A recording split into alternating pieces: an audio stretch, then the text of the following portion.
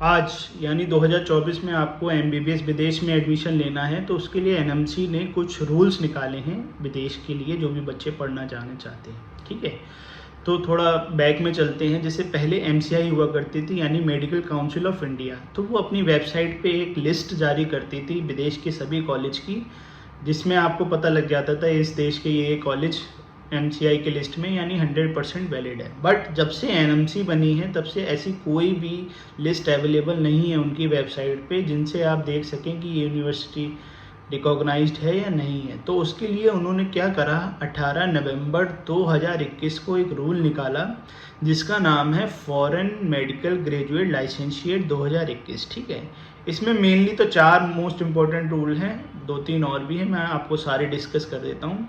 तो वो रूल आके समझ लीजिए कि सबसे मेन जो इम्पोर्टेंट है वो रूल है कि अगर उन जो रूल को फॉलो करेगा उसी की मान्यता होगी इंडिया में, अन्यथा नहीं होगी। तो सबसे पहला रूल है आपका कि जो आपकी कोर्स की ड्यूरेशन होनी चाहिए वो मिनिमम 54 महीने यानी 4.5 साल की मिनिमम आपकी पढ़ाई होनी चाहिए। ठीक है, समझ गए आप लोग। दूसरा कि आपका जो भी कोर्स है वो फुली इंग्लिश मीडियम होना चाहिए।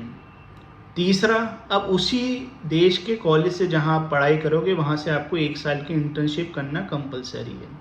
और चौथा सबसे मोस्ट इम्पॉर्टेंट पॉइंट है कि लाइसेंस टू प्रैक्टिस, यानी अब उस देश का भी आपको लाइसेंस लेकर आना है, तभी आप इंडिया में जो अभी एफएमजी नाम से एग्ज़ाम हो रहा है, आगे चल के वो नेक्स्ट नाम से होगा, तभी आप एलिजिबल होंगे उसमें बैठने के लिए। और पाँचवा, जब आप नीट क्वालिफाइड करके जाएंगे। बाकी 2 रूल और हैं कि अब आप कहीं भी ट्रांसफ़र नहीं ले सकते, यानी पूरा कोर्स आपको एक ही कॉलेज से पढ़ाई करनी है। और एक रूल और है कि पूरी एमबीबीएस की पढ़ाई आपको जो टेस्ट वगैरह सब मिला के 10 साल के अंदर कंप्लीट करनी है, जो कि इंडिया में भी यही रूल है। ठीक है, तो ये मेनली रूल है। विदेश में आप जाएं तो ये सारी चीज़ों को देख कर जाएँ कि कौन सा देश, कौन सी कॉलेज इसको पूरी तरीके से फुलफ़िल कर रही है। अगर इनमें से एक भी रूल फुलफ़िल नहीं होगा तो आपको थोड़ा प्रॉब्लम होगी इंडिया में, क्योंकि इंडिया में आपको कभी मान्यता नहीं दी जाएगी।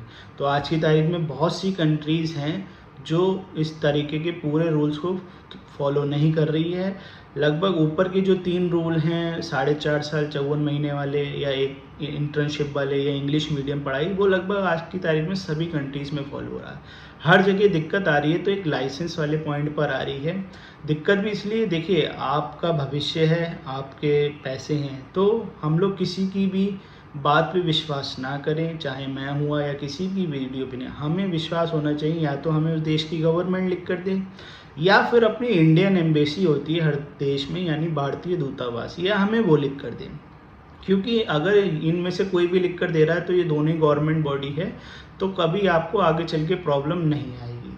तो चाहे जैसे हम लोग डील कर रहे हैं रशिया में या कजाकिस्तान में, तो ये कंट्रीज 100% ये सारे रूल्स को फुलफ़िल कर रही हैं। अभी से नहीं कर रही हैं, जब ये रूल आया था उसी के बाद से इंडियन एम्बेसी, चाहे मॉस्को में रशिया की हो या फिर इंडियन एम्बेसी अपने कजाकिस्तान में हो, तो उन्होंने ये जारी कर दिया था कि ये एनएमसी के सारे नए रूल्स रेगुलेशन को हम लोग पूरी तरीके से फुलफ़िल कर रहे हैं।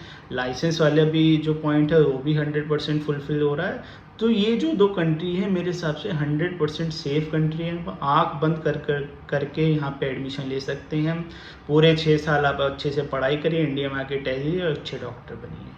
जहाँ की मेरे हिसाब से एक सबसे अच्छा ऑप्शन है। ये नहीं कि आज आप एक कंट्री में ले रहे हैं, कल को वहाँ कुछ प्रॉब्लम आ रही है तो आपका जो समय हुआ वो भी ख़राब होगा, जो पैसा लगा वो भी बर्बाद होगा। तो सोच समझ के डिसीज़न लें।